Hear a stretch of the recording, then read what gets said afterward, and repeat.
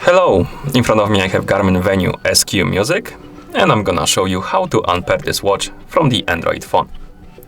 First, we need to open the Garmin Connect application on our phone. In the app, let's tap on the menu icon to open the menu, scroll down, and tap on the Garmin devices. Here, let's tap on Venu Sq to select our watch. And now you should see the device page for your Venu Sq. Now, tap on the More Options icon in the top right corner, and then select Remove Device. Then tap on Remove, and the device should disappear from the list of devices in the app. We can close the app now.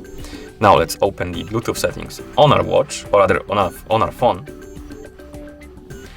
And in the Bluetooth settings, check if you have Venu Sq device right here on the list. If you do, tap on the settings icon next to it, then tap on Forget, and tap on Forget Device to remove it. And that's how you unpair this watch from the Android device. Thank you for watching. If you found this video helpful, please consider subscribing to our channel and leaving the like on the video.